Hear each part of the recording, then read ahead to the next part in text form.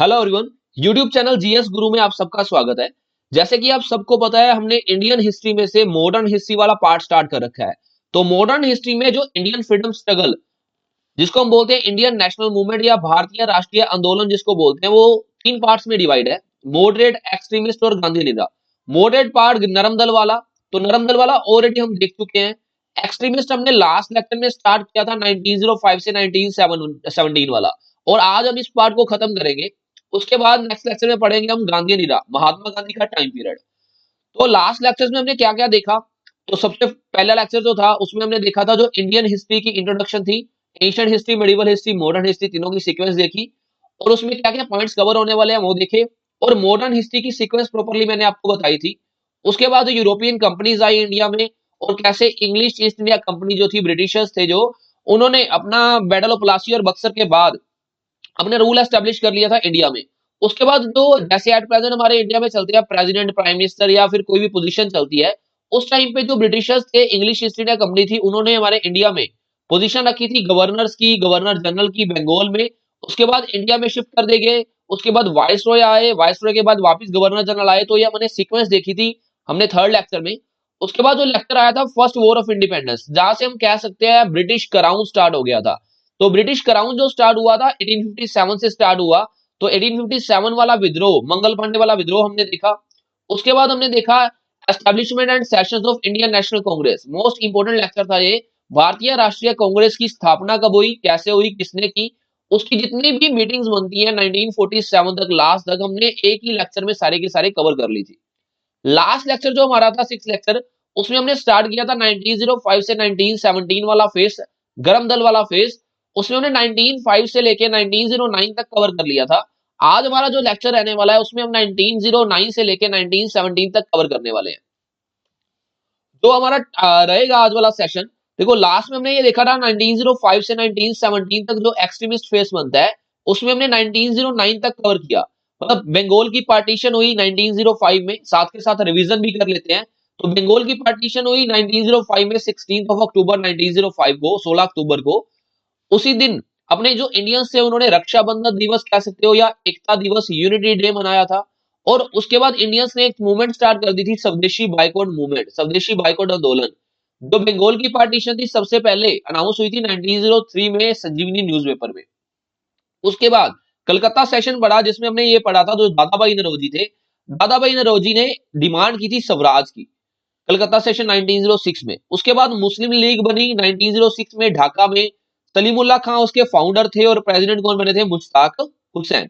सूरत session आया जिसमें Indian National Congress party दो पार्ट्स में डिवाइड हो गई, नरम दल और गरम दल, मॉडरेट और एक्सट्रीमिस्ट। एक्सट्रीमिस्ट में चार पर्सन मैंने बोला था याद करने के लिए: लाला लाजपत राय, बाल गंगाधर तिलक, बिपिन चंद्र पाल और बिंदु घोष, लाल बाल पाल और बिंदु घोष। मुजफ्फरपुर बॉम्ब केस आया 1908 में, प्रफुल्ल तकी और खुदीराम बोस देखा हमने। मोरले मिंटो रिफॉर्म्स 1909 वाले पढ़े थे। मिंटो जो वाइसरॉय थे उस टाइम पे, मोरले जो थे उस टाइम पे सेक्रेटरी थे। तो इन्होंने जो रिफॉर्म्स दिए थे, सुधार दिए थे इंडिया में, यहां तक हमने कवर कर लिया था। मतलब फर्स्ट से लेके सिक्स पार्ट तक, सिक्स पॉइंट्स पहले हमारे कवर हो गए थे। उसके बाद हम आज पढ़ेंगे कलकत्ता सेशन 1911 वाला। 1911 में दिल्ली दरबार, 1913 में गदर पार्टी, 1914 में कामाघाटा मारू घटना हुई, 1916 में तीन इंसिडेंट हुए, लखनऊ सेशन आया, लखनऊ पैक्ट आया और होम रूल आंदोलन आया। उसके बाद 1917 में मोंटेग्यू या फिर अगस्त घोषणा जिसको बोलते हैं, ये वाला पॉइंट हम पढ़ेंगे। मतलब आज हम जो लेक्चर स्टार्ट करने जा रहे हैं उसमें एक्सट्रीमिस्ट जो फेस होगा उसको कवर कर देंगे सारा, लास्ट तक 1917 तक। तो हमारा अब आज सेवंथ पार्ट रहने वाला है। पहले सिक्स लेक्चर्स निकल चुके हैं, तो जिन लोगों ने सिक्स लेक्चर्स नहीं देखे, अपनी क्लैरिटी के लिए, कॉन्सेप्ट क्लैरिटी के लिए, ताकि आपको एक सीक्वेंस पता चलती रहे कैसे कैसे स्टार्टिंग से अपने इंडिया में कौन कौन पर्सन आया है। देखो हमने जो सीरीज स्टार्ट कर रखी है ना, ये अकेली एमसीक्यू सीरीज नहीं है, आपको बता दो।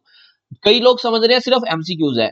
मैंने जस्ट जो सीरीज स्टार्ट किया है उसमें कंटेंट भी आपको साथ के साथ सारा प्रोवाइड किया है। मतलब एक क्वेश्चन के साथ जितने भी इंपॉर्टेंट पॉइंट बनते हैं, जैसे हमने यहाँ देख रहे हैं बंगाल की अगर पार्टीशन है तो बंगाल की पार्टीशन पे चाहे क्वेश्चन दो मिलेंगे आपको, लेकिन जितना भी मटेरियल होगा, जितनी भी स्टोरीज होंगी, साथ के साथ कवर करते जाएंगे। मतलब आपके क्वेश्चंस भी कवर हो जाएंगे, आपको प्रैक्टिस भी हो जाएगी क्वेश्चंस की, और साथ आप अपना नोट्स भी बना सकते हो विद क्वेश्चंस, एमसीक्यूज।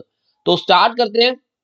जिन लोगों ने अभी तक चैनल को सब्सक्राइब नहीं किया तो नीचे आपकी वीडियो के नीचे रेड कलर का बटन आ रहा होगा, सब्सक्राइब कर दो ताकि आने वाली वीडियोस आपको टाइम टू टाइम मिलती रहे।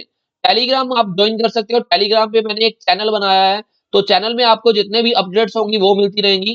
चैनल आपका है जो वो जीएस गुरु के नेम पे है, जीएस गुरु आपको सर्च करना है सीधा टेलीग्राम पे जाके, जीएस गुरु अंकुश अग्गू, तो आपके सामने एक चैनल आ जाएगा, चैनल को ज्वाइन करना, उसमें एक ना लिंक और पड़ा होगा जिसमें मैंने एक ग्रुप का लिंक डाला है, आपको डेली क्विज मिलती रहेगी, जितने भी पार्टिसिपेंट्स है ना उसमें, तो डेली कुछ ना कुछ क्वेश्चंस डालते हैं आपके पॉलिटिक्स पे, हिस्ट्री पे, मॉडर्न हिस्ट्री पे, एंशिएंट हिस्ट्री पे, तो आपको प्रैक्टिस के लिए आपके लिए वो काफी इंपॉर्टेंट है। आगे चलते हैं, जो लास्ट वीडियो में मैंने क्विज दिया था, 5 क्वेश्चन थे, जितने भी कमेंट्स आए हैं सिर्फ एक आधे पर्सन के क्वेश्चन गलत हुए हैं, बाकी सबके क्वेश्चंस ठीक हैं। तो फर्स्ट क्वेश्चन आपके सामने था, the book poverty and un British rule in India, जो एक बुक थी, पुस्तक थी, पॉवर्टी बोले तो गरीबी, और अन ब्रिटिश बोले तो ब्रिटिशर्स का जो रूल है इंडिया में उसको खत्म करने के लिए, अन ब्रिटिश। तो वो जो बुक थी वो किसने लिखी थी, उसके ऑथर कौन थे? देखो दो चीजें हैं, दोनों की दोनों इंपॉर्टेंट है, ये क्वेश्चन काफी बार एग्जाम में देखा गया है। या तो सीधा सीधा बुक पूछते हैं ये वाली, poverty and un British rule in India, या पूछते हैं drain wealth theory. Drain wealth का मीनिंग क्या है? देखो ड्रेन होता है निकासी होना, मतलब निकास होना मतलब बाहर निकलना, वेल्थ होती है संपत्ति, थ्योरी होती है सिद्धांत। तो जो हमारी संपत्ति थी इंडिया की, जो ब्रिटिशर्स थे हमारे इंडिया में उस टाइम पे हमारी संपत्ति को बाहर लेके जा रहे थे, ये वाला कंसेप्ट भी किन्होंने दिया था? जिनकी ये वाली बुक थी, poverty and un British rule in India. ये दोनों के दोनों इंपॉर्टेंट पॉइंट बनते हैं, काफी बार एग्जाम में देखे गए हैं। तो इसका आंसर था हमारे पास दादा भाई नौरोजी। तो दादा भाई नौरोजी ने ये वाली बुक या ये वाली थ्योरी दी थी। सेकंड क्वेश्चन आपके सामने था, who was first Indian to be elected in British House of Common. देखो दो हाउसेज हैं, मैंने दोनों के बारे में बताया हुआ है, हाउस ऑफ कॉमन और House of Lords. Last videos में मैंने दोनों क्लैरिटी दी हुई है दोनों की चीजों की। ये दोनों पॉइंट होते क्या है, हाउस ऑफ कॉमन क्या होता है, हाउस ऑफ लॉर्ड क्या होता है। जैसे हमारे इंडिया में लोकसभा होती है, लोअर हाउस होता है, वैसे ही ब्रिटेन में ब्रिटिशर्स में ब्रिटिशर्स के अधीन क्या होता है, हाउस ऑफ कॉमन। हमारी लोकसभा, हमारा लोअर हाउस, उनके उनका लोअर हाउस क्या बोलते हैं, हाउस ऑफ कॉमन। तो उनके हाउस ऑफ कॉमन में फर्स्ट इंडियन कौन थे जो इलेक्टेड हुए थे, वहां चुने गए थे इलेक्शंस में, तो वो थे दादा भाई नौरोजी। तो इसका आंसर भी क्या रहेगा, डी। मोस्टली क्वेश्चन मैंने दादा भाई नौरोजी पे डाले थे, लेकिन दो क्वेश्चन अलग थे। वैसे मतलब following book was authored bye Lokmanya. Lokmanya किनको बोला जाता है? लोकमान्य बोला जाता है बाल गंगाधर तिलक। हाँ जी, बाल गंगाधर। आपने आप आजकल एक नाटक भी देख रहे होंगे, गंगाधर ही शक्तिमान है ना? तो गंगाधर जो थे, उनकी बुक कौन सी थी? देखो गंगाधर के साथ अगर नाटक में देखा होगा आपने, एक लड़की होती है गीता, गीता विश्वास। तो वहीं से याद रख सकते हो, लोकमान्य जो है बाल गंगाधर तिलक, तो गंगाधर ही शक्तिमान है, तो शक्तिमान नाटक वाले शक्तिमान के नाटक में एक लड़की आती है गीता, तो गीता रहस्य है उसकी बुक थी, किनकी? लोकमान्य तिलक की, बाल गंगाधर तिलक की। फोर्थ क्वेश्चन था, which among the following never presided INC, sorry who among the following. देखो चार पर्सन आपके सामने है, चारों में से कौन सा पर्सन ऐसा है जिन्होंने कभी भी इंडियन नेशनल कांग्रेस पार्टी को प्रिजाइड नहीं किया? प्रिजाइड का मतलब ये था, उसके अध्यक्ष नहीं बने, उसके राष्ट्रपति नहीं बने, प्रेसिडेंट नहीं बने उसके। तो जो बाल गंगाधर तिलक है ना, वैसे तो काफी फेमस लीडर रहे हैं ये, तो बाल Gangadhar Tilak Indian National Congress party के कभी प्रेसिडेंट नहीं बने, तो इसका आंसर था बी ऑप्शन। नेक्स्ट क्वेश्चन था, हु द फॉलोइंग पर्सन, कौन सा ऐसा पर्सन था जो इंग्लैंड में रहा था और ब्रिटिशर्स को उसकी रिस्पॉन्सिबिलिटी के बारे में बताया था, जो इंडिया में रूल कर रहे थे उस टाइम पे? तो वो थे हमारे दादा भाई नौरोजी जी। तो इसका आंसर भी क्या था, डी। नेक्स्ट स्टार्ट करते हैं आज के लेक्चर से, list of last 10 viceroy onwards 1899। देखो मैंने लास्ट क्लास में भी ये बताया था, जो 1899 से स्टार्ट होके 1947 तक वाइसरॉय थे, इसे लास्ट टू लास्ट वीडियो में हमने पहले 10 वाइसरॉय देखे थे, टोटल 20 वाइसरॉय हैं, ये 11 से लेके 20 तक है। तो 1899 से लेके 1947 या फिर 1948, इसका रीजन भी हमने बता दिया था लास्ट वीडियो में। तो ये 10 वाइसरॉय हैं, 1899 से लेके 1905 तक लॉर्ड कर्जन जैसे रहे। तो हमने जो पार्ट स्टार्ट कर रखा है 1905 से लेके 1917 वाला, तो हम उसमें 4 वाइसरॉय पढ़ने वाले हैं। लॉर्ड कर्जन पढ़ा था, आपको याद होगा लास्ट वीडियो में, बंगाल की पार्टीशन इनके टाइम पे हुई थी। 1909 में लॉर्ड मिंटो देखे थे, मोरले मिंटो रिफॉर्म्स में, मतलब ये टाइम पीरियड सीक्वेंस में चल रही है। अभी जो आज हम पढ़ेंगे, 2 वाइसरॉय पढ़ेंगे, पहले पढ़ेंगे 1910 से 16 वाला टाइम पीरियड, उसके बाद चेम्सफोर्ड की स्टार्टिंग होगी, स्टार्टिंग बता दूंगा क्या क्या आने वाला है उसमें। तो जैसे आपको पता है ये वाला 1911 से लेके 1917 तक जो टाइम पीरियड रहने वाला है, तो 1911 से लेके 1917 तक ये वाले 2 वाइसरॉय हम कवर करने जा रहे हैं। लॉर्ड हार्डिंग कवर करेंगे, लॉर्ड चेम्सफोर्ड। एपिसोड पूरा तो नहीं कवर होगा, लेकिन कुछ पार्ट कवर होगा उसका। तो स्टार्ट करते हैं आज के लेक्चर से। तो आज का सबसे पहला क्वेश्चन आपके सामने है, which Britisher came into India in 1911 under whose welcome Delhi Darbar was arranged.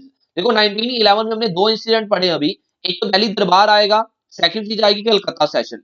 तो जो दिल्ली दरबार लगाया गया था, दिल्ली दरबार जो 1911 में अरेंज किया गया, किसके वेलकम में किया गया, तो वो उस टाइम पे हमारे इंडिया में आए थे जॉर्ज पंचम।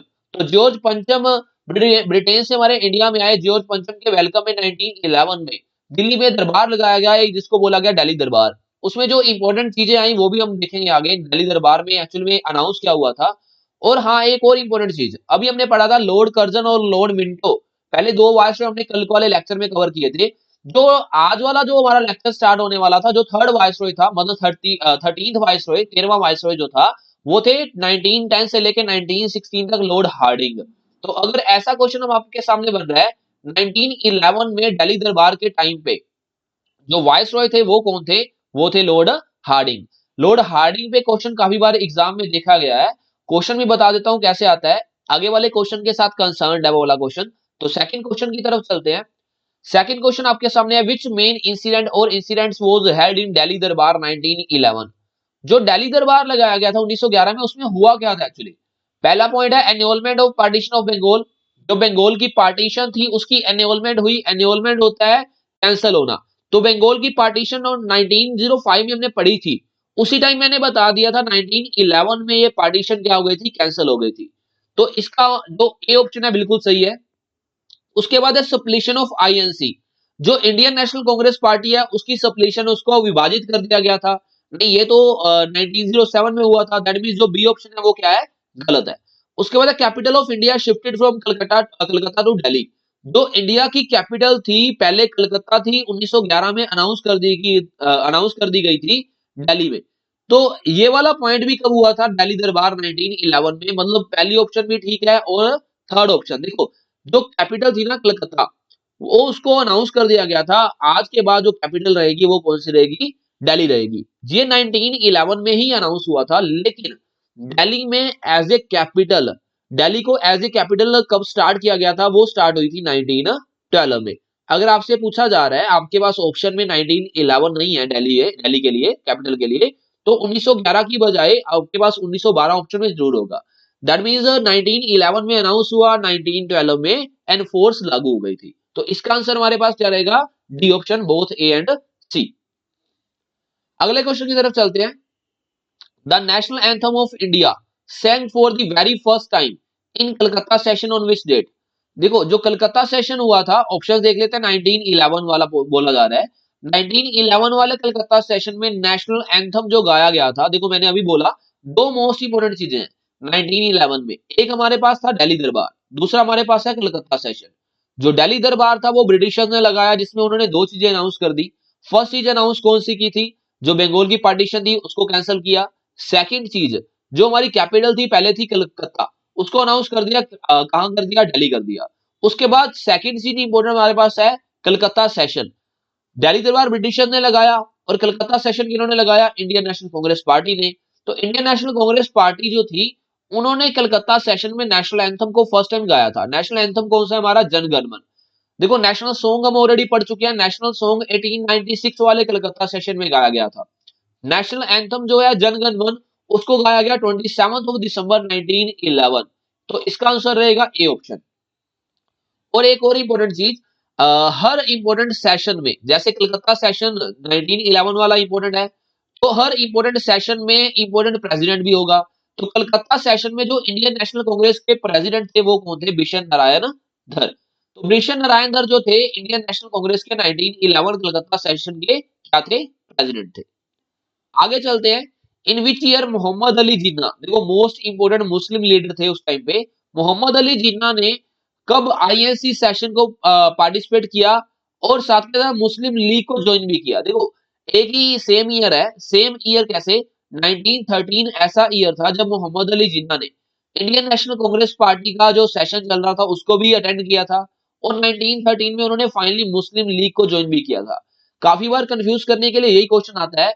जो मोहम्मद अली जिन्ना है, अच्छे लेवल का क्वेश्चन अगर देखें, वो स्टार्टिंग से मुस्लिम लीग के साथ जुड़े हुए हैं, तो स्टार्टिंग से नहीं जुड़े हुए, वो इनिशियल मेंबर नहीं थे या फाउंडिंग मेंबर नहीं थे मोहम्मद अली जिन्ना। तो मोहम्मद अली जिन्ना ने ज्वाइन कब किया था? 1913 में। ये वही मोहम्मद अली जिन्ना है जिन्होंने बाद में 1940 में जाके पाकिस्तान की डिमांड की थी। तो मोहम्मद अली जिन्ना ने 1913 में मुस्लिम लीग को ज्वाइन किया था। इसका आंसर रहेगा 1913। आगे चलते हैं। Ghadar party was the revolutionary party. जो गदर पार्टी थी वो क्रांतिकारी पार्टी थी एक, founded at San Francisco USA. देखो ये मोस्ट इंपोर्टेंट क्वेश्चन बनता है, अभी अभी पीपीएससी ने भी डाला था। जो सैन फ्रांसिस्को एरिया है यूएसए में, वहां पे इस पार्टी की स्थापना हुई थी।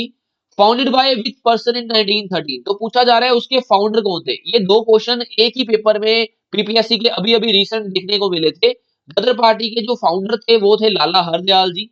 तो इसका आंसर रहेगा सी। और गदर पार्टी जो थी वो एक रेवोल्यूशनरी पार्टी थी। देखो एक क्वेश्चन में तीन तीन चार चार क्वेश्चन निकल के आते हैं, ध्यान से पढ़ना क्वेश्चन। जो गदर पार्टी है वो 1913 में बनी, पहला क्वेश्चन तो ये है। उसके बाद वो कैसी पार्टी थी? एक रेवोल्यूशनरी पार्टी थी। सेकंड क्वेश्चन, कहां पे फाउंड की गई? सैन फ्रांसिस्को में फाउंड की गई। फोर्थ क्वेश्चन ये बन रहा है उसके फाउंडर कौन थे? वो थे लाला हरदयाल। तो एक ही क्वेश्चन में अप्रोक्सीमेट चार क्वेश्चन कवर हो रहे हैं। तो मैं वही कह रहा हूं, अकेले एमसीक्यूज नहीं पढ़ रहे हम, एमसीक्यूज के साथ जितना भी मटेरियल है वो साथ के साथ आपको मिल रहा है। तो इसका आंसर रहेगा लाला हरदयाल जी। अगले क्वेश्चन में चलते हैं। Which among the following person was not associated with Ghadar party. ऐसे कौन से पर्सन है चारों में से जो कि गदर पार्टी के साथ बिलोंग नहीं करते, गदर पार्टी के साथ लिंक नहीं था जिनका? तो पहले है सोहन सिंह बखना, जवाहरलाल नेहरू, करतार सिंह सराभा, लाला हरदयाल। देखो लाला हरदयाल तो हमने अभी देखे हैं। जो लाला हरदयाल थे वो कौन थे? उसके फाउंडर थे। ये तो मतलब एसोसिएट करते हैं गदर पार्टी के साथ। उसके बाद सोहन सिंह बखना। सोहन सिंह बखना कौन थे? वो थे अपने गदर पार्टी के प्रेसिडेंट। देखो फाउंडर अलग होता है हमेशा, प्रेसिडेंट अलग होता है। हमने तीन चीजें ऐसे पढ़ी हैं। जैसे सबसे पहले 1885 में पढ़ी थी Indian National Congress party. Indian National Congress party के जो फाउंडर थे वो थे एलन ऑक्टेव ह्यूम, एओ ह्यूम। उसके बाद हमने पढ़ी थी मुस्लिम लीग। मुस्लिम लीग में अगर सिंगल फाउंडर पूछा जा रहा है तो वो थे सलीमुल्लाह खां, और उसके प्रेसिडेंट को थे मुश्ताक हुसैन। थर्ड चीज हमारे सामने आ रही है गदर पार्टी। तो गदर पार्टी के जो फाउंडर थे वो कौन थे? लाला हरदयाल। और उसके जो प्रेसिडेंट थे वो कौन थे? सोहन सिंह भखना। तो यहाँ पे मतलब ए ऑप्शन और डी ऑप्शन तो बाहर चली गई। उसके बाद आ रहे हैं जवाहरलाल नेहरू और करतार सिंह सराभा। देखो जो करतार सिंह सराभा है इन पे भी क्वेश्चन एग्जाम में आया हुआ है। करतार सिंह सराभा कौन सी पार्टी से बिलोंग करते थे? वो गदर पार्टी से ही बिलोंग करते थे। इवन की इनको बोला जाता है वो गदरिस्ट थे। तो जवाहरलाल नेहरू जो थे वो उनका कोई लिंक नहीं था गदर पार्टी से, वो मेंबर नहीं थे। तो इसका आंसर हमारे पास क्या रहेगा? जवाहरलाल नेहरू। क्वेश्चन ये था चारों में से कौन सा पर्सन ऐसा है जिनका लिंक नहीं है किसके साथ? गदर पार्टी के साथ। वो थे जवाहरलाल नेहरू। तो इसका आंसर रहेगा बी ऑप्शन। और एक चीज और बता दूं, गदर पार्टी ने अपनी प्रमोशन के लिए एक न्यूज़पेपर स्टार्ट किया था। वो न्यूज़पेपर था गदर न्यूज़पेपर। तो अगला क्वेश्चन आपके सामने है। कामागाटा मारू वॉज ए जापानीज शिप। जो कामागाटा मारू था एक जहाज था। कौन सा जहाज था? जापानीज शिप, जापानी जहाज था। ये भी क्वेश्चन काफी बार एग्जाम में सीधा सीधा आया हुआ है। जो कामागाटा मारू था वो कौन सा जहाज था? वो था जापानी जहाज। 1914 में एक इंसिडेंट हुआ। इंसिडेंट क्या हुआ? जो शिप था वो जा रहा था वैंकूवर कनाडा। तो क्वेश्चन हमारे पास है उस शिप के लीडर कौन थे? देखो जो बाबा गुरदीप सिंह थे वो लीडर थे उस शिप के। बाबा गुरदीप सिंह एक्चुअली क्या थे? वो मर्चेंट थे, व्यापारी थे, जो हांगकांग टू कनाडा जा रहे थे। देखो बाबा गुरदीप सिंह के साथ around 376 peoples, most of the people जो थे वो थे सिख पंजाब से। मतलब सारे सारे पर्सन क्या थे? इंडियंस थे, जो हांगकांग टू कनाडा जा रहे थे जापानी जहाज में बैठ के। वैसे ही 1914 से एक साल पहले ही कनाडा की गवर्नमेंट ने ये चीज अनाउंस की थी, अगर कोई पर्सन अपनी कंट्री से सीधा कनाडा आ रहा है तो कोई दिक्कत नहीं है उसमें। अगर सेम कंट्री का पर्सन किसी और कंट्री में जाके वाया किसी और कंट्री हमारे कनाडा में पहुंचता है तो उसको परमिशन नहीं दी जाएगी कनाडा में एंटर करने के लिए। तो हुआ क्या, जो हमारे इंडियंस थे वो हांगकांग टू कनाडा जा रहे थे, है ना। पर्सन इंडियंस थे, जा कहां से रहे थे? हांगकांग से। कहां जा रहे थे? कनाडा। तो इसी वजह से जो कनाडा की गवर्नमेंट थी उन्होंने मना कर दिया था। जो जितने भी पर्सन आए हैं 376 पीपल अराउंड उसमें शिप में थे, तो बाबा गुरदीप सिंह को मना कर दिया गया उस पीपल्स के साथ वहां पे उतरने के लिए। एक्चुअली ये ट्रेड करने के लिए जा रहे थे, व्यापार पर्पस से जा रहे थे। तो 1914 में आपने सुना होगा फर्स्ट वर्ल्ड वॉर भी स्टार्ट हुई थी। तो उसी टाइम पे ब्रिटिश गवर्नमेंट ने, बिकॉज अपना जो इंडिया था वो ब्रिटिश कॉलोनी था, तो ब्रिटिश गवर्नमेंट ने अनाउंस करवा के इन पर्सन को वापस बुला लिया था। तो ये पर्सन हमारे इंडिया में जब वापस आए थे, वापस कहां आके रुके थे? वो आके रुके थे बज कलकत्ता में, BUDGE बज कलकत्ता में आके रुके। और बज कलकत्ता में जब आए थे उस टाइम पे जब वहां उतरना स्टार्ट किया इन लोगों ने, तो जो ब्रिटिश गवर्नमेंट थी, ब्रिटिश गवर्नमेंट ने अनाउंस कर दिया फायरिंग। तो फायरिंग अनाउंस करवा दी गई। उस टाइम पे अप्रोक्सीमेट 22 पर्सन की डेथ हुई थी। तो ये आपके पास था कामागाटा मारू इंसिडेंट। क्वेश्चन हमारे पास था जो कामागाटा मारू इंसिडेंट है 1914 में हुआ था, उस टाइम पे जो कनाडा जा रहा था शिप, उस शिप के लीडर कौन थे? वो शिप के लीडर थे बाबा गुरदीप सिंह। तो इसका आंसर क्या रहेगा हमारे पास? डी। दो पॉइंट्स मैंने यहाँ मेंशन नहीं किया है, वो दोनों के दोनों लिख लेना। पहला इंपॉर्टेंट पॉइंट बनता है, टोटल पर्संस कितने थे? वो थे 376 376। और वापिस कहाँ रुके थे? वापिस रुके थे आगे कलकत्ता में। कलकत्ता में जगह कौन सी है? कलकत्ता में जगह है बज, BUDGE, बज कलकत्ता। तो अगला क्वेश्चन आपके सामने है, which two leaders were started the Irish movement home rule league? देखो आयरिश मूवमेंट का मतलब है आयरलैंड की मूवमेंट। आयरलैंड से आयरिश बन गया, जैसे इंडिया की मूवमेंट हो तो इंडियन मूवमेंट बोल देते हैं, तो आयरलैंड की मूवमेंट है तो आयरिश मूवमेंट। एक्चुअली जो आयरिश मूवमेंट थी वो कौन सी थी? Home rule league. तो आयरलैंड से हमने कॉन्सेप्ट लिया है होम रूल लीग मूवमेंट का। एक्चुअली जो आयरलैंड था वो पहले ब्रिटिश कॉलोनी था, तो ब्रिटिशर्स के अंडर था, उन्होंने आजादी, उन्होंने इंडिपेंडेंस इसी मूवमेंट को चला के ली थी। वैसे ही हमारे इंडिया में स्टार्ट कर दिया गया Irish movement home rule league को। मतलब इंडिया वाले भी चाहते हैं शायद इसी मूवमेंट से हमें भी आजादी मिल जाए। और मैंने आपको पिछले लेक्चर्स में बताया हुआ है, जो फर्स्ट वुमेन प्रेसिडेंट बने थे इंडियन नेशनल कांग्रेस पार्टी के, फर्स्ट वुमेन प्रेसिडेंट कौन थे? Annie Besant. वो कहां से थे? आयरलैंड से। मतलब आयरलैंड से अगर वो वाली लेडी हैं तो उनका लिंक जरूर होगा आयरिश मूवमेंट से। तो होम रूल मूवमेंट जो इंडिया में थी वो किन दो पर्सन ने स्टार्ट की थी? वो दो पर्सन थे हमारे पास, एनी बेसेंट और बाल गंगाधर तिलक। तो डी ऑप्शन हमारे पास आंसर रहेगा, एनी बेसेंट और बाल गंगाधर तिलक। लेकिन दो इंपॉर्टेंट चीजें और बताना चाहता हूं आपको, वो हमारे पास इंपॉर्टेंट चीजें हैं। फर्स्ट, अगर आपके पास क्वेश्चन आ रहा है होम रूल लीग या होम रूल मूवमेंट सबसे पहले किन्होंने स्टार्ट की, तो पहले की थी बाल गंगाधर तिलक जी ने। वो कौन से एरिया में की थी? महाराष्ट्र में। देखो महाराष्ट्र में कोई भी मूवमेंट आपसे पूछी जाती है 1920 से पहले पहले, बिकॉज 1920 1 अगस्त 1920 को निधन हो गया था, डेथ हो गई थी बाल गंगाधर तिलक जी की। तो बाल गंगाधर तिलक ने ही सारी की सारी मूवमेंट स्टार्ट की महाराष्ट्र में, अगर 1920 से पहले पहले कोई भी मूवमेंट आपसे पूछी जाती है। तो क्वेश्चन हमारे पास बन रहा है महाराष्ट्र में किन्होंने स्टार्ट की? बाल गंगाधर तिलक ने। एक और क्वेश्चन आपके पास बन सकता है, all India home rule league, इसका मतलब क्या है? Akhil Bharatiya home rule league, मतलब पूरे इंडिया में किन्होंने स्टार्ट की? तो पूरे इंडिया में किन्होंने फैलाई? एनी बेसेंट ने। तो हमारे पास दो तरह के क्वेश्चन बन रहे हैं। सबसे पहला क्वेश्चन ये था, महाराष्ट्र में किन्होंने स्टार्ट की? बाल गंगाधर तिलक ने। और यहाँ पे किन्होंने स्टार्ट की? ऑल इंडिया में, तो एनी बेसेंट ने। देखो 1916 में ये मूवमेंट हुई। मैंने पीछे बताया था जो अपने इंडियन नेशनल कांग्रेस पार्टी की फर्स्ट वुमेन प्रेसिडेंट थी वो कौन थी? Annie Besant. तो एनी बेसेंट जो थे इसी मूवमेंट के बाद फेमस हुए, इसका मतलब 1916 में काफी फेमस हुए। 1916 के बाद 1917 में उनको क्या बना दिया गया? इंडियन नेशनल कांग्रेस पार्टी का प्रेसिडेंट। तो एनी बेसेंट हमारे इंडियन नेशनल कांग्रेस पार्टी के फर्स्ट वुमेन प्रेसिडेंट थे, जो कि अपॉइंट हुए थे 1917 में। तो हमारे पास इस क्वेश्चन का आंसर क्या रहेगा? एनी बेसेंट और बाल गंगाधर तिलक। अगले क्वेश्चन में चलते हैं। नेक्स्ट क्वेश्चन आपके सामने है, in which session of Indian National Congress in 1916, Indian National Congress के कौन से सेशन में 1916 में जो मॉडरेट और एक्सट्रीमिस्ट थे, जो नरम दल और गरम दल वाले थे, वर रीयूनाइट, वो वापस इकट्ठे हो गए थे, हु डिवाइडेड इन 1907। देखो 1907 में कौन डिवाइड हुआ था? हमने पढ़ा था सूरत सेशन हुआ था रास बिहारी बोस वाला।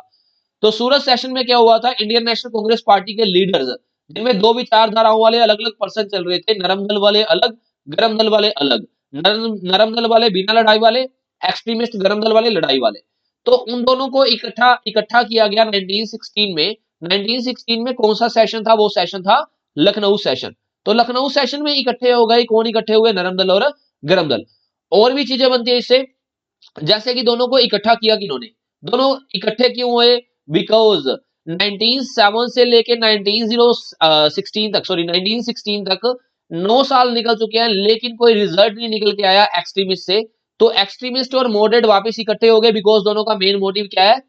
आजादी, इंडिपेंडेंस। तो वापस इकट्ठे किन्होंने करवाया था? किनका मेन रोल रहा? वो रहा था एनी बेसेंट और बाल गंगाधर तिलक। देखो बाल गंगाधर तिलक और एनी बेसेंट अभी हमने पढ़ा था, होम रूल लीग भी इन्होंने चलाई 1916 में। और 1916 में इन्होंने ही क्या करवाया था? नरम दल और गरम दल को इकट्ठा करवाया। और हाँ, एक चीज और इंपॉर्टेंट बनती है, वो है लखनऊ पैक्ट। देखो जब हमने स्टार्टिंग में चार देखा था तो 1916 में ना दो चीजें देखी थी, Lucknow session and Lucknow pact. जो लखनऊ सेशन था वो तो 1916 में हमने देख लिया, इंडियन नेशनल कांग्रेस पार्टी का सेशन है जिसमें मॉडरेट और एक्सट्रीमिस्ट इकट्ठे हो गए। लखनऊ पैक्ट क्या है? वो पैक्ट मतलब किसी और के साथ किया होगा इंडियन नेशनल कांग्रेस पार्टी ने। तो लखनऊ पैक्ट साइन हुआ था इंडियन नेशनल कांग्रेस पार्टी और मुस्लिम लीग में। तो मुस्लिम लीग और इंडियन नेशनल कांग्रेस पार्टी भी दोनों का मेन मोटिव सेम है, इंडिपेंडेंस आजादी। तो वापिस 1916 में ये क्या हो गए, इकट्ठे हो गए लखनऊ पैक्ट में। तो इन दोनों को इकट्ठा किन्होंने किया? देखो 1913 में मोहम्मद अली जिन्ना जो थे, मोहम्मद अली जिन्ना, उन्होंने पार्टी को ज्वाइन किया था। और दूसरी साइड जो मेन लीडर चल रहे हैं इस टाइम पे बाल गंगाधर तिलक। तो लखनऊ पैक्ट जो साइन हुआ था बाल गंगाधर तिलक और मोहम्मद अली जिन्ना।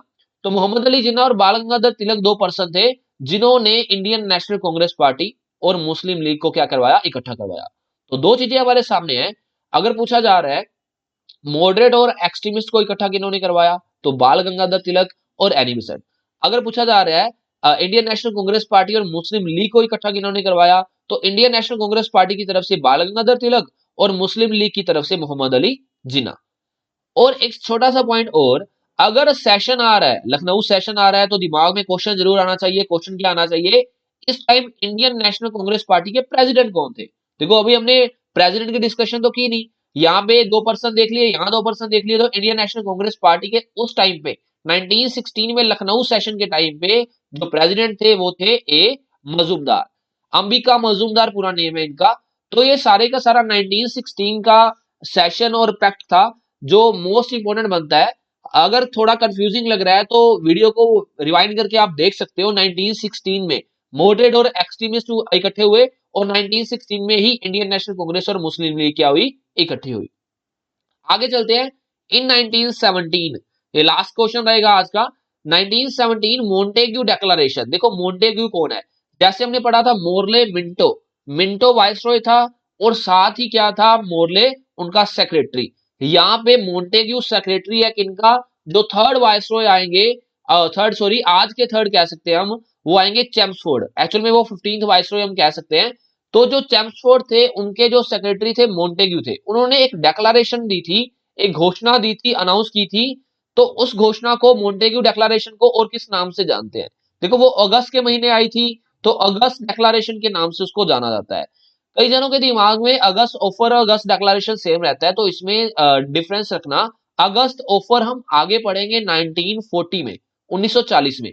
लेकिन अगस्त डेक्लेरेशन जो है वो 1917 में आई है। अगस्त डेक्लेरेशन एक्चुअली क्या थी? उन्होंने ब्रिटिशर्स ने ये अनाउंस किया था। देखो जो इंडियंस थे हर टाइम पे कुछ ना कुछ डिमांड करते थे, इवन की डिमांड बनती भी थी। जो ब्रिटिशर्स थे हमारे ऊपर राज कर रहे थे, रूल कर रहे थे, लेकिन जो हमें चीजें चाहिए होती थी उनको वो चीजें प्रोवाइड नहीं करते थे, मतलब हमारी डिमांड्स कंप्लीट नहीं करते थे। तो उन्होंने क्या किया, जो ब्रिटिशर्स थे हर टाइम ना एक लॉलीपॉप दे देते थे इंडियंस को। लॉलीपॉप बोले तो जैसे 1909 में हमने ये पढ़ा था मॉरले मिंटो रिफॉर्म्स में, जो इंडियंस की सीट्स थी वो 16 से 60 कर दी। मतलब इंडियंस कुछ लेवल पे मान जाते थे, उनको आजादी तो नहीं मिल रही थी लेकिन वो गवर्नमेंट में पार्टिसिपेशन उनकी इंक्रीज हो रही थी। तो 1917 मोंटेग्यू डेक्लेरेशन भी यही डेक्लेरेशन थी। जैसे एक चीज अनाउंस हुई थी इंडिया में, वो ब्रिटिशर्स ने ये अनाउंस किया था, जितने भी गवर्नमेंट डिपार्टमेंट होंगे या गवर्नमेंट की एक्टिविटीज होंगी, उन एक्टिविटीज में इंडियंस को मैक्सिमम टू मैक्सिमम शामिल किया जाएगा। तो ये मोंटेग्यू डेक्लेरेशन थी। तो मोंटेग्यू डेक्लेरेशन 1917 में आई। 1917 में मोंटेग्यू डेक्लेरेशन को और क्या नाम दिया गया, अगस्त डेक्लेरेशन, बिकॉज वो अगस्त के महीने में उन्होंने अनाउंस किया था। तो ये आज का हमारा सेशन था 1917 तक। रिवीजन कर लेते हैं आज के लेक्चर की। रिवीजन में हम देखें 1911 से हमने स्टार्ट किया था आज। तो 1911 में कलकत्ता सेशन में हमने ये देखा, जो 27 ऑफ दिसंबर 1911 को फर्स्ट टाइम हमारा नेशनल एंथम गाया गया था। दिल्ली दरबार आया 1911 वाला, जिसमें दो चीजें इंपॉर्टेंट हुई। वो चीजें हमारे पास थी, एक तो बंगाल की पार्टीशन जो 1905 में हुई थी, उसको कैंसिल कर दिया गया। और एक जो हमारी पुरानी कैपिटल थी कलकत्ता, कलकत्ता को शिफ्ट कर दिया गया टू दिल्ली। 1911 दिल्ली दरबार में जॉर्ज पंचम आए थे, ये इंपॉर्टेंट था हमारे लिए। उसके बाद हमने पढ़ा था गदर पार्टी 1913 वाली, सैन फ्रांसिस्को यूएसए वाली। और इसके जो फाउंडर थे लाला हरदयाल जी और प्रेसिडेंट थे अपने सोहन सिंह भखना। कामागाटा मारो इंसिडेंट सुना, बाबा गुरदीप सिंह वाला, 376 पीपल वाला, वो वैनकूवर कनाडा और वापिस आए इंडिया में, कलकत्ता में बज में। उसके बाद लखनऊ सेशन और पैक्ट देखा 1916 में। लखनऊ सेशन में मॉडरेट और एक्सट्रीमिस्ट इकट्ठे हुए। लखनऊ पैक्ट में इंडियन नेशनल कांग्रेस पार्टी वाले मुस्लिम लीग से इकट्ठे हुए। लखनऊ सेशन में जो मेन रोल रहा वो बाल गंगाधर तिलक, एनी बेसेंट का रहा। उसके बाद 1916 में जो हमने लखनऊ पैक्ट देखा था, उसमें जो मेन रोल रहा वो रहा बाल गंगाधर तिलक और मोहम्मद अली जिन्ना जी का। होम रूल लीग 1916 वाली जो थी, होम रूल लीग में मेन चीज क्या थी, हमारी स्वराज की डिमांड की गई थी। किन्होंने की थी? बाल गंगाधर तिलक और एनी बेसेंट ने। अगर महाराष्ट्र में पूछा जा रहा है तो बाल गंगाधर तिलक आएगा, अगर ऑल इंडिया होम रूल पूछा जा रहा है तो एनी बेसेंट आएगा। लास्ट चीज हमने पढ़ी अगस्त डिक्लेरेशन या फिर मॉन्टेग्यू डिक्लेरेशन। तो आज का सेशन हमारा यहीं पे खत्म करते हैं। 1905 से 1917 तक एक्सट्रीमिस्ट फेस हमारा बिल्कुल कंप्लीट हो चुका है। और अगर किसी को डाउट आ रहा है किसी भी क्वेश्चन में या फिर किसी भी तरह के टॉपिक में डाउट आ रहा है तो मुझे व्हाट्सएप पे सीधा मैसेज कर सकते हो। व्हाट्सएप पे नहीं करना चाहते तो टेलीग्राम पे या फिर कमेंट सेक्शन में बता सकते हो। मैं डेली आपके कमेंट्स जो है सारे के सारे रीड करता रहता हूं। और आज के क्विज के क्वेश्चन देख लेते हैं। फर्स्ट क्वेश्चन हमारे पास है, who among the following was known as the father of Indian unrest. Father of Indian unrest किसको बोलते हैं? बाल गंगाधर तिलक, तेजपाल सप्रू, जवाहरलाल नेहरू, दादा भाई नरोजी। सेकंड क्वेश्चन है, केसरी इन मराठी और मराठा इन इंग्लिश। देखो न्यूज़पेपर है, केसरी न्यूज़पेपर का जो लैंग्वेज थी वो थी मराठी और मराठा जो न्यूज़पेपर था उसकी लैंग्वेज थी इंग्लिश। ये दो न्यूज़पेपर किन्होंने स्टार्ट किए थे? नेक्स्ट क्वेश्चन है, पॉलिटिकल गुरु महात्मा गांधी के राजनीतिक गुरु किनको बोला जाता है? चार ऑप्शन आपके सामने है, MG Ranade, Leo Tolstoy, GK Gokhale, Dadabhai Naoroji. Next है, which among the following was known as Punjab Kesari. Punjab Kesari किनको बोला जाता है? लाला लाजपत राय, मोतीलाल नेहरू, बाल गंगाधर तिलक या रहीमतुल्ला सियारी। नेक्स्ट क्वेश्चन आपके सामने है, न्यू इंडिया एक न्यूज़पेपर स्टार्ट किया था, वो किन्होंने स्टार्ट किया था? बाल गंगाधर तिलक, एनी बेसेंट, महात्मा गांधी, दादाभाई नौरोजी। तो ये पांच क्वेश्चन थे जिनके लास्ट वाले पांच क्वेश्चन बिल्कुल ठीक थे जो स्टार्टिंग में मैंने बताए। अपना अपना नेम कमेंट सेक्शन में जरूर बताना और जो भी डाउट हो डाउट भी कमेंट सेक्शन में बताते रहना। अगर वीडियोस पसंद आ रही है लाइक करो, शेयर करो, चैनल को सब्सक्राइब करो। Thank you so much for watching this video.